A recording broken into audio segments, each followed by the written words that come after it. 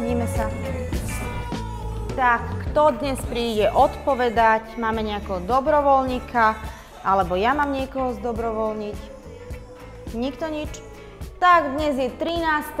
13. je Erik Rovný. Odsťahoval sa. Takže nič. No, 5. odmocnina z 13 je... No, Dália, poď, keď sa tak hlásiš. Choď pri stôl, pani učiteľka ťa vyvolala. No, Dáli, poď. Dones aj zošit.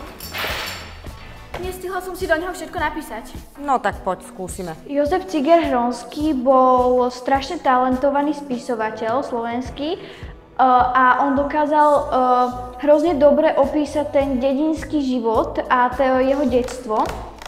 A bol predstaviteľ slovenského literárneho realizmu a poviedku do školy, ktorú sme od neho čítali, zaraďujeme proste medzi autobiografiu. Vďaka chorobe som si to nestihla dopísať, ale teraz ma vlastne napadlo, že pre deti napísal proste Smelý Zajko v Afrike a Smelý Zajko ako taký a ešte napísal pre dospelých vlastne Jozef... Stop! Toto sa už nedá počúvať. Vie mi niekto povedať, čo bolo na tejto odpovedi zle? Bibi? Samé slovné parazity. Slovné parazity? Parazit alebo cudzopasník znamená v biológii cudzopasný organizmus, ktorý žije na úkor iných organizmov. V sociológii pod pojmom parazit rozumieme ľudí alebo skupinu ľudí, ktorá žije na úkor iných ľudí.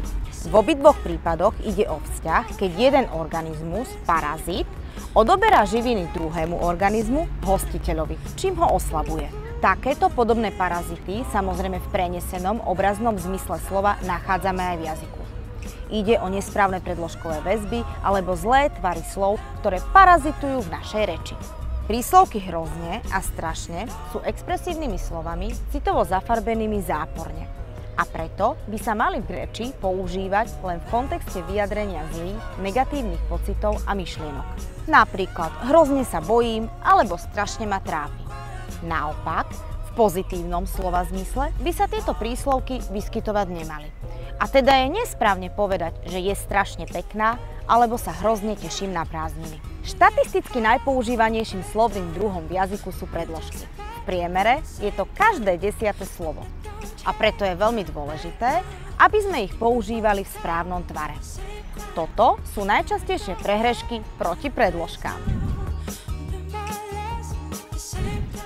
Za 10 minút,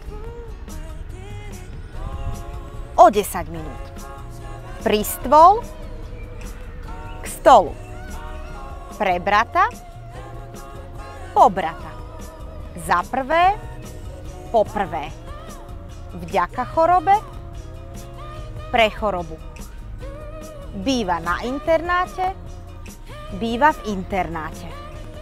Pre začiatok, na začiatok. Hrá na klavír, hrá na klavíri.